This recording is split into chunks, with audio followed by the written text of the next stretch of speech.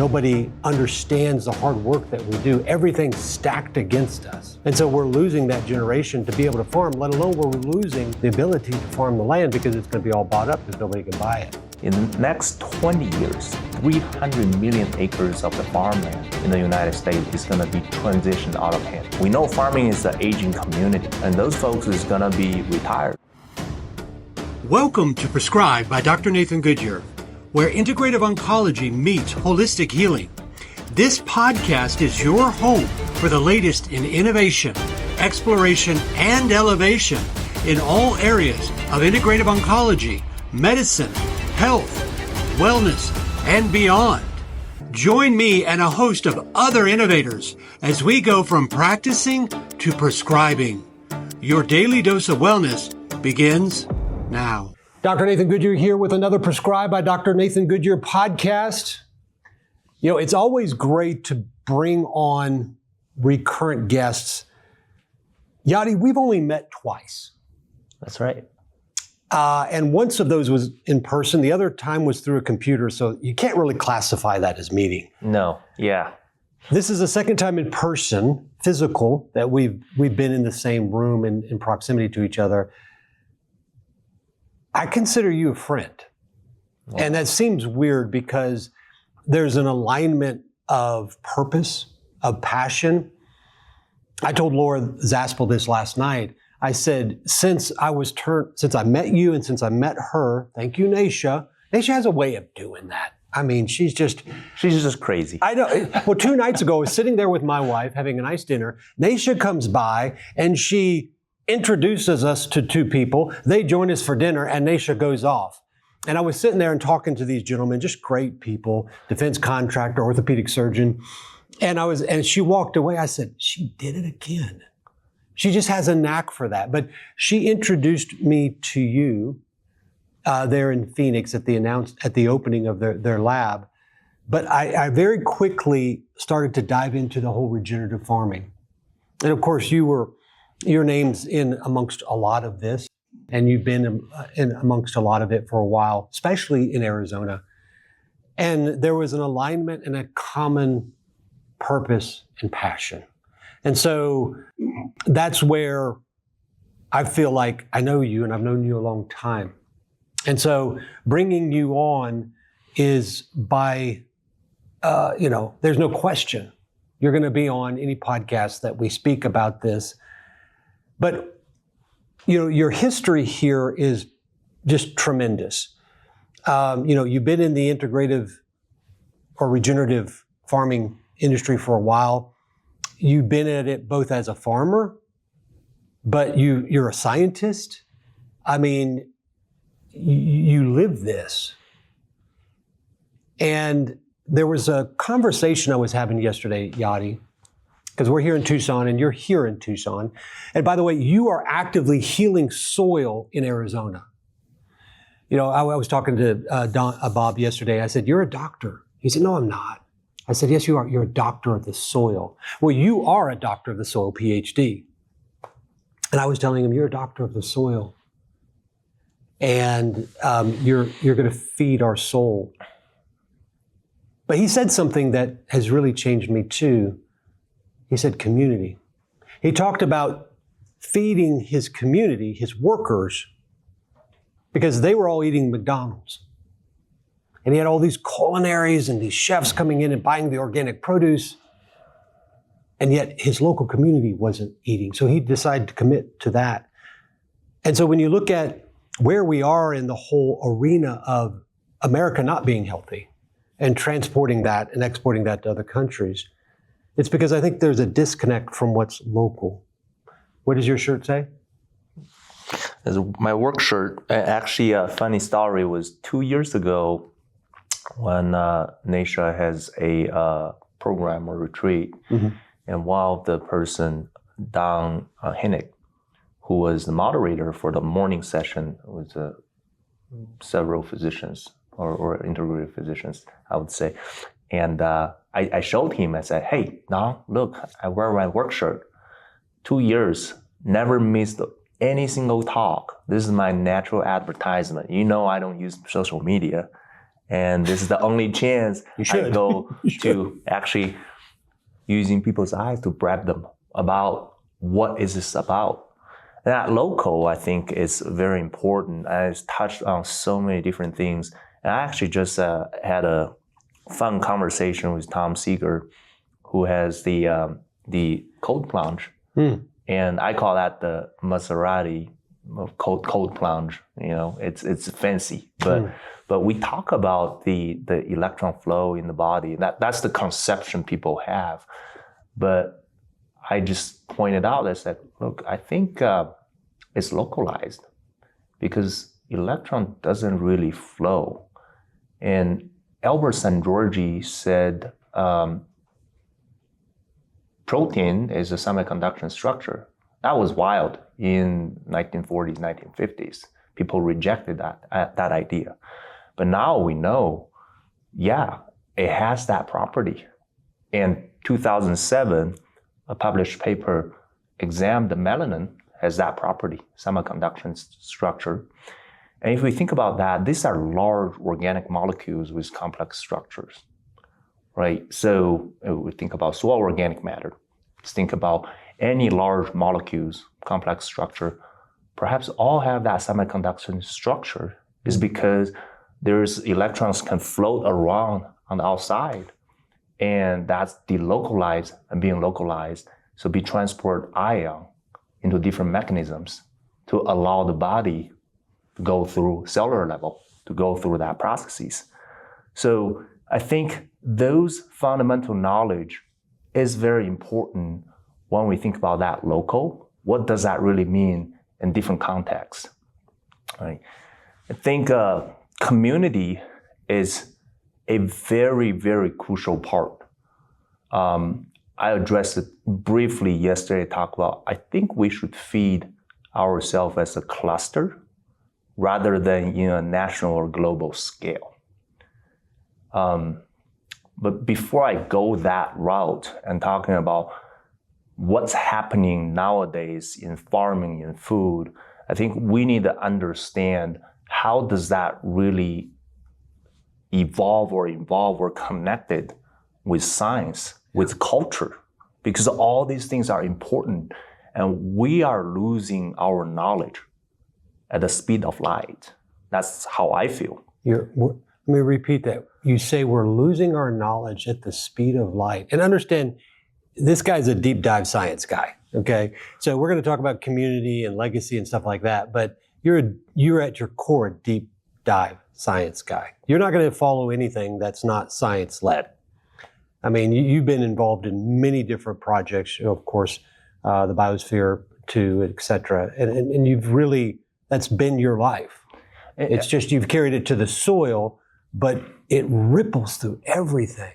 So how are we losing knowledge? So science is part of that. And since our last conversation, and I had several other conversations with other folks, and it actually bring back my roots with my culture closer, which is part of philosophy, right. Is really not being described as science, or we're yet to connect them in a way. That's why I say the knowledge in a way is in the scientific way or in a culture sense, right? So let's start with thermodynamic principle, the timeline, the history of that. Yeah, very easy concept to discuss, yeah. Yeah, well, probably not diving into the details of how those equations work, but let's think about the timeline in 18th centuries, 1840s to 1870s. That's the period of time many of scientists developed the thermodynamic principle, but that thermodynamic principle is internal. And that's why we have the thermodynamic equilibrium. From that period of time is being developed. It's not until 1920s, Eli Perugin is a breakthrough study and then tell the story, he actually won the Nobel Prize for that, is the dissipative structure, which is talking about the thermodynamic change with the external environment. And it's the dynamic, it's the being dissipated. Think about a refrigerator. it has to dissipate heat from the back in order to keep everything cool. Right. Think about tornado. Everything changing in a dynamic way, it has to form the tornado to create a calmness afterwards. Right. So thermodynamic, if we only think about equilibrium or homeostasis, then we're only thinking about single object, isolated. But that doesn't work in nature. Nature calls it silos. Yeah. And what I say about a silo is the silo's strong, it's tall, it's full of resources, yet it's isolated. And it's hollow. Yeah. Or if the resources are out, it's hollow. Well, and if the resources are confined within it, it provides no use. Yeah. It's not used. Yeah. So And the reason I want to bring this up is because we see the timeline. We understand the closed system first before we understand the open system. In engineers too, in any modeling research work, you always trying to understand the closed system before you understand the open system. And that timeline makes sense. Now let's thinking about culture in a sense. So the oldest book in English translation in China is called Book of Changes. Yeah, I think you mentioned that to me the other night. Is that right? Yeah. And Yi Jing is the name of it. And I Ching, I-C-H-I-N-G, Okay. I Ching, that's the ancient book, I would call it. 2900 to 2000 BC. That's the period of time the first version was being developed, called Before Haven version, which is described the internal changes and how everything is being evolved in a closed loop system.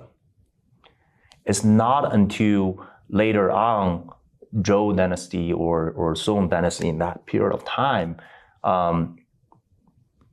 about, I'd say, a few thousand years later, right? And then it developed the after Haven version, which is talking about the dynamic, not just the internal change, is everything in combination as a dynamic system. How similar or how alike that culture change in how we understand things in Chinese history in comparison to thermodynamic, the history of how we developed. We always want to understand internal closed loop before we want to understand the open system. You see that in cognitive skills. There was a recent study came out looking at workers at Microsoft that were utilizing AI, and they were seeing a reduction in cognitive skills. And in the science arena, to understand things, we break them down into components or isolate them, the process of analysis from a cognitive skill set. But what our tendency to do, and what is very rare, is the ability to understand we must resynthesize them back to the whole. And that's not necessarily just the whole of the organism, but the whole of the environment. We are an isolated ecosystem. You're an isolated ecosystem. The soil is an isolated ecosystem, but all of these are interconnected and intercommunicated. You could look at this from a generational standpoint. Generations are isolated, but they're interconnected, we now know, through a wide variety of ways. Got microbiome, epigenetics, and many others. So I think we see that as a whole. And that's why I think so many people are being frustrated with medicine. Is they're going, you're not looking at me as an individual, but as a whole. You're looking at me as compartments. My heart, my lung, my cancer. Why did this cancer develop within me? And I think it goes back to what you're describing there, this kind of, holistic approach that you're carrying back to ancient times. I mean, am I incorrect in what I'm connecting in my mind there? It's okay to tell me if I'm way off the reservation. Not at all. Because we need an understanding what kind of system are we looking at before we can understanding how we act and react. And that's the fundamental part. Let's looking at that refrigerator example again. It dissipates the heat from the back to keep everything cool. but it doesn't dissipate the heat to impact my neighbor. Okay. It only dissipates the heat to only impact the little ecosystem in my kitchen. Right. It's localized. There is the boundary. It won't pass that boundary. When you pass that boundary, what happens? You won't hold it together. Either is diffusion or is in some way, I think it's called destruction. Yeah. Because the energy cannot be held in true. And energy conservation and mass conservation, I think, is still true in an open system. It's just depending on how big of the boundary we're looking at. If we're thinking about a person right now, where I'm sitting right here as an internal, it doesn't work because I'm dissipating heat. And even I talk, I probably spit some of the water molecules outside, we just can't see, either in vapor or liquid phase. Right.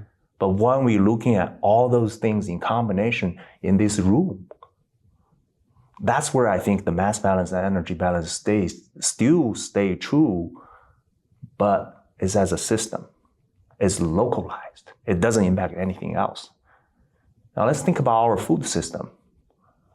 After Industrial Revolution, what have we done as we nationalize, globalize, and we move one thing growing here to another places? We even have proudly say this beef is made in Australia as a good gourmet food, whereas they have a different spin on the opposite side of the globe, right? So all those things, do those things matter? I think they do, right? I think when you localize that connection into a different place, we're destructing the entirety of that system, of that food. And because other people can't really personalize those approach and personalize those flavor, personalize those, even the shelf life. There's been a push to centralize, nationalize, globalize.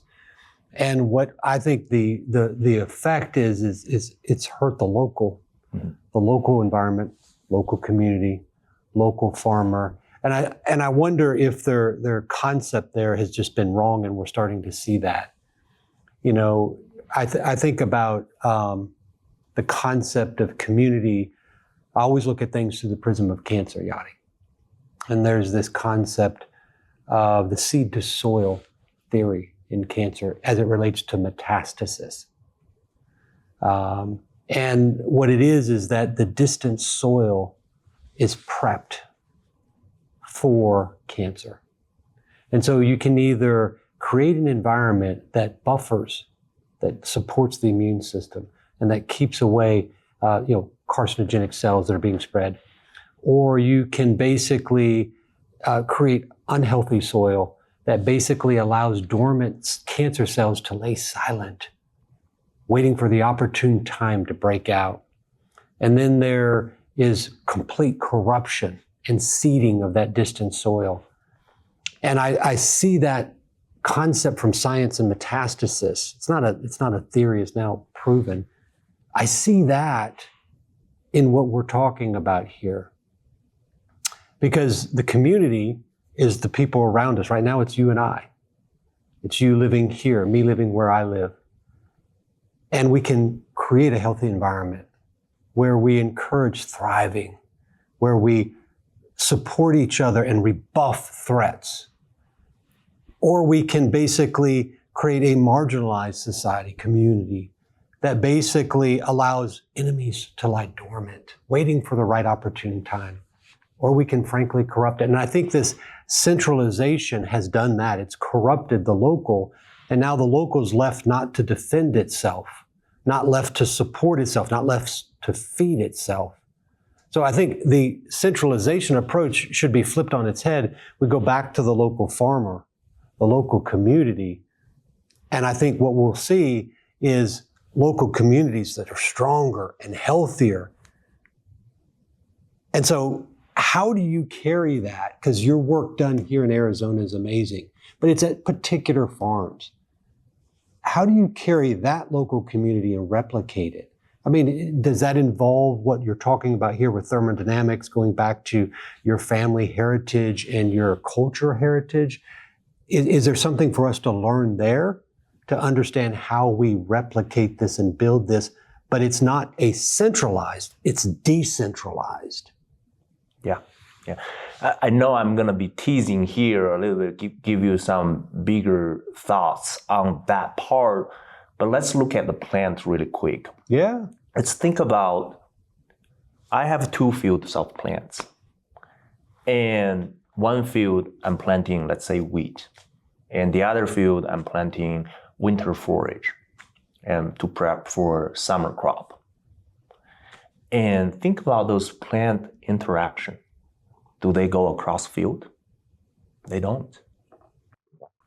And when we think about diversity, wheat is the monocrop. Yes, it's cash crop, but it's a monocrop. And the winter forage is going to be a diverse forage crop, cover crop, the multi-species. Think about how that connection works. You have an isolated single crop trying to communicate with each other, and the microbes, the functional group, the community is also isolated to hone into what is in there to be proactive and be productive, to help the plant go through that processes, go through that offspring, which is the seed we're harvesting. Yeah. Versus the other field is the intertwined connection. Each plant have each own host community of microbes, and everything is different. They all provide different function. Some are similar, some are different, and they distribute and dissipate and be able to make the whole cycle working as symbiotic or syntrophic, right? Or easiest the word, biodiversity, right? So that's very important. And when we think about ourselves sitting in an island, working in a community, doing great work, but siloed, we're no different than that wheat plant in that field. We're always constantly battling. How do we change that? So it's a very important question. And there's probably one more big question we have to ask ourselves.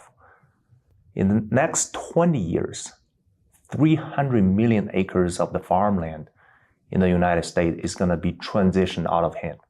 We know farming is an aging community. Yeah. And those folks is going to be retired or leave the industry. And land price is getting higher and higher. 300 million acres. Think about that massive size.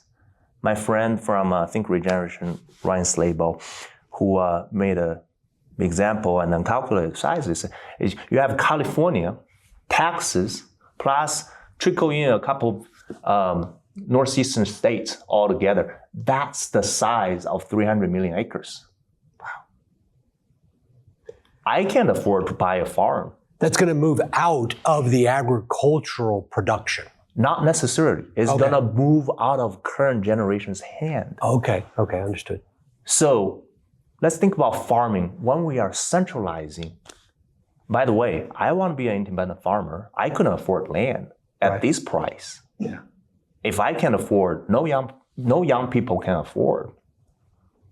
Most of us are on the same boat and trying to figure out, well, if we want to grow food, how do we do that? How do we access that market? If we don't have that, it's going to be tricky to get in, to become a producer. Now, when these folks, younger people, can't afford and going in there to farm, we still have to produce food. Who is going to get those? Yeah. The only people who can afford to buy the land. Corporations. Yeah, exactly. And the billionaires. And the ones are pushing to a centralized agenda. It's going to work on that. It's going to produce our food. Forget about metabolic approach. Forget about, let's take a grain out of our diet equation, take legumes out of our diet equation because there's too much lectin, there's too much gluten. We can't even get a lettuce right by that point. So isn't that a bigger problem? Yes, but they're connected. Yeah. They're absolutely connected. You know, because I was talking with Don yesterday, and I'm going to talk with Gail here in just a second. Legacy. You know, how many kids do you have? Now we have 3. Okay. Yeah. Oh, congratulations. Thank you. I have 4, and you know, your kids are young. Yep. And what you'll hear, you've probably heard this from your parents and your grandparents in the past. Kids are wonderful. Grandkids are amazing. And you hear that, and you're like, yes, I love my kids. They're amazing. How can a grandchild be more important than that? Not more important, but just different. It's legacy. It's something that's hard to describe. It's a word, yes, but it's basically you in generational form downstream. And it's something that's going to be there after you're gone. And it shows the investment you made in your family and your children. It's borne fruit in that grandchild. Yep. And to me, I think it's visualization of work, of effort. And what we're seeing in the farming industry, which I call them the unsung heroes. I say they're the most noble of professions, but we're losing them. That generation of farmers today, and not just the farmland, but when you look at the farmers, the number of farmers are decreasing. So where farmers were generational, like your family was, they're saying, I can't afford this, what my dad did and what my grand did. Not only that, can I not afford it, the lifestyle, I want no part of it because of the hardships. Nobody supports us. Nobody understands the hard work that we do. Everything's stacked against us. And so we're losing that generation to be able to farm, let alone we're losing the ability to farm the land because it's going to be all bought up because nobody can buy it. Yeah. I mean, and so the legacy, I'm afraid, is one that is accelerating unless we change. It's like a TCA cycle, isn't it? You're bringing the triclosan, the cat's inside. Yeah, I mean, like when you have I mean, I can't help but yeah, no, that's why I love you. That's why I love you. Yeah, because when you have normal cells and when you have a normal cellular respiration, your TCA cycle spin forward. Yeah. When you have a cancer cell, your TCA cycle spin backward. It's dysfunctional. And then it's extract all the energy. Yeah, it's a small amount of energy compared to the electron transfer chain, but it's critical. It's a regulating step. You produce and use energy, be able to get more energy. Now you've shown in your work here locally in Arizona, Oatman Flats, right? Yeah. And others, the land can be healed, right? The land can be restored. Now, that's kind of a pilot almost. How do we take that from that model form, that isolated, siloed form? How much land does a local community need? Obviously, it would be based on the size of the local community. I'm interested in solutions. And, what you see a lot of in science today, in medicine today, is basically just focusing on the problems, because the problems evict emotion. And that is the ability to manipulate. But what I hope to see come out of this gathering is here in just a couple hours, I'm gonna have basically 6 or 5 or so odd farmers. I've been geeking out about that. Yeah. Because I think these guys are gonna be able to say, here's some ideas on solutions. Yep. You have ideas on solutions. You've shown solutions that can work on a pilot scale. How do we make that be something that can be, like we mentioned earlier, replicated and actually put into motion where doctors, farmers, local communities can actually partner together to make it happen? You can't work alone, first of all. That just doesn't work that way. There's not enough diversity to bring that skill to a different level. Everybody have different skill set. I helped co-founded a program a cooperative called Development of Regenerative Yields Cooperative, and short in DRY. I fit the theme here in Arizona. Yeah. And our goal, or our job, and our work actually focus on is trying to figure out how do we help local small, mid-sized producer getting together, aggregate food into our local food hub, and distribute into a market, not just the current market, but alternative market. We have amazing local food hubs. Sun Produce Co-op in Phoenix, Pivot Produce here in Tucson, Rosebud cover northern Arizona. They communicate.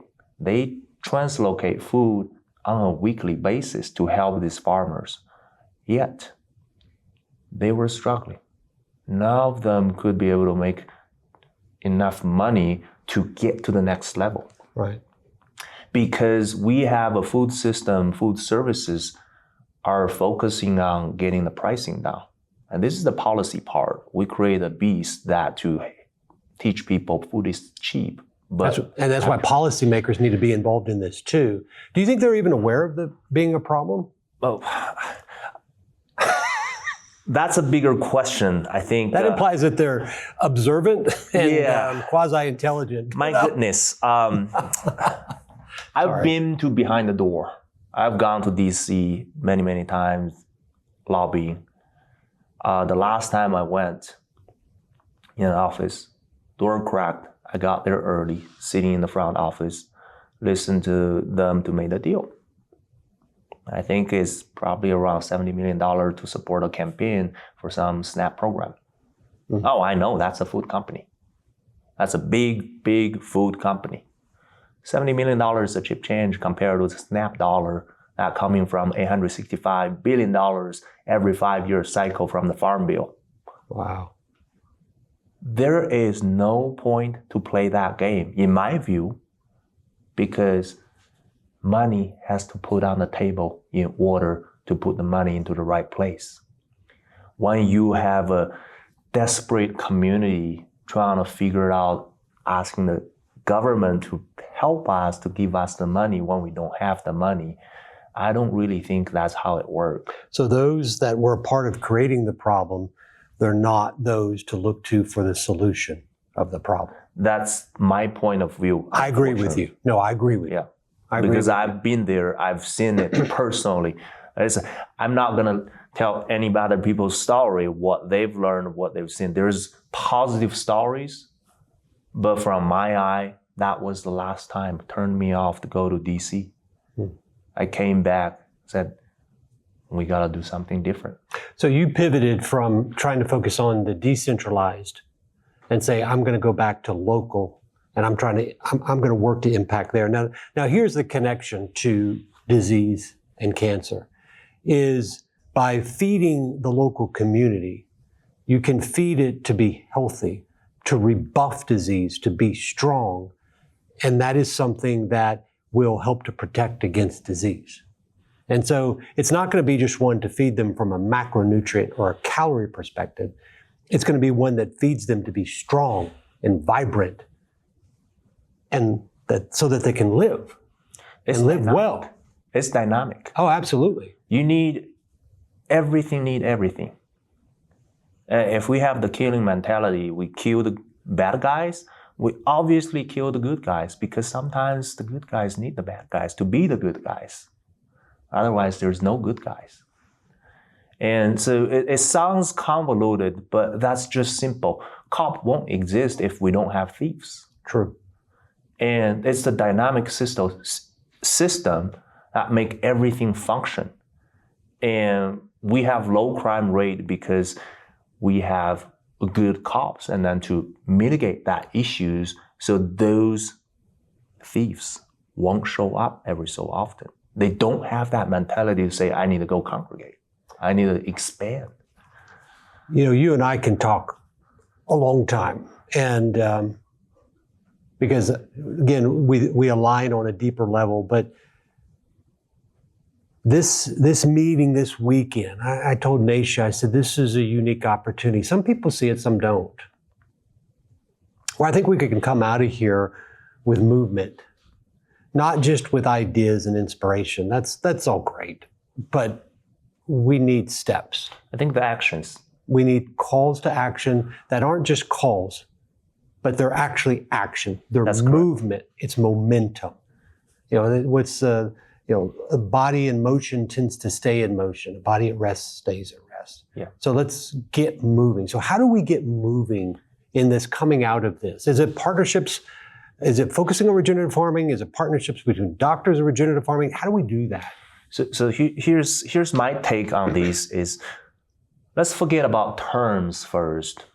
Food is medicine has float around country this last year. Everybody talk about it. Everybody hosts food is medicine conference. It's obnoxious in my view, because it's what are we even talking about? Food is the integral of a person's health. It's not the only solution. We got sunlight. We got everything else. Your habits, your lifestyle, all those things count. If we want to make food great for people, become a good integral, let's just focus on what it can make the positive change. And another term, regenerative, I kind of turned off by that a little bit because in my view, as I getting deeper connected with my culture is, I said one thing yesterday, I'm growing life for life. That's what I heard. Not just ourselves, but for other life. We are an integral for this planet. If we're a part of the ecosystem.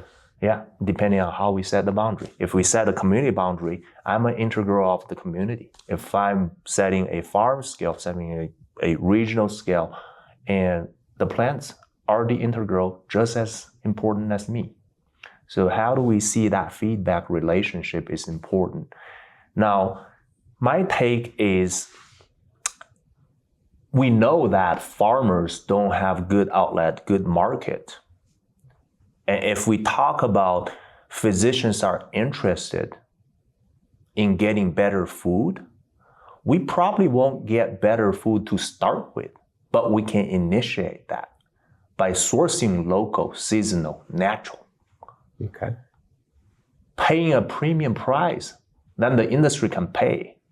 So the farmers get a little bit more than just the cash flow to pay their bill, right, but get the upfront infrastructure cost so that they can build better infrastructure to grow better, to get onto that progression, get on that more regenerative path. So it's not just going to be steps, it's going to be investment.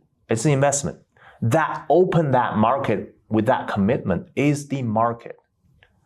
I mean, sourcing local for an event, that's a cute idea. As a farmer, I'm not living on one event to grow my food. Correct. I need to figure out after this event, what's tomorrow I'm gonna sell? What's the next day? What's my weekly inventory look like before I can even making that plan for my production? But if the local community knows to look to their local farmer in every season for their source, then that's something that the local farmer can count on, and that's something that the local community member can count on. There has to be a consistency. Yeah. Yeah. So it's not just action, it's investment, and it's consistency. It's a step. Yeah. Yeah. You don't have to invest everything up front, but you give a commitment, say, well, this is my next year, how it look like. As a farmer, if I know my next year, how my inventory and supply and demand has to be look like, I have a perfect plan to figure out how much cash I can have to do improvement, to get better. Otherwise, I'm always going to be focusing on, can I keep my next month's utility bill paid? Before I can even think about, I need to invest this to grow better, to up my skill set, up my scale in the nutritional value, in my ecological services to all the life that's thriving on my farm. I can't even think about that unless we have those commitments in place. And that's not just a cash issue. That is a token. It's a token that I can use that token at any given time in the future that know that I have that ability to do that. And doctors, we play our part. We play our part to prescribe nutrition. We play our part to prescribe nutrition from a source that will feed health and wellness. And what Yadi here is describing is that it's not just action, it's investment, but it's consistency, one that will provide a reliability to that local farmer to be able to feed his family. And in turn, what's going to happen, I would think, Yadi, is his son or daughter is going to see the reliability of that, and they're going to want to follow in their generational footsteps. But it's going to be because they see the reliability of their community, and the community is going to see the reliability of their sourcing. And it's going to be one that, with the initial investment and with the movement, I think it's going to be one that bears fruit for many generations. And I think it's a local seeding, not in a bad way, but in a good way, and a one that's going to spread in a good way, not a bad way, and actually seed a revival. But it's going through the soil, it's going through the local farmer, it's going through the microbiome, it's going through food. I think it's going to the evolution of the biology, because we're part of that. We're designed to be part of that. And we can have our offsprings to be able to live functionally until we move forward to that step to cooperatively working with each other, working with the plants, working with the environment, working with the livestock, animals. Everything is connected. It's dissipative. Yeah. It's the open system equilibrium, not open system thermodynamic. Yeah. It's a non-equilibrium. It's so important to understand the foundation. Why do we even learn science? To use those concepts into our societal change.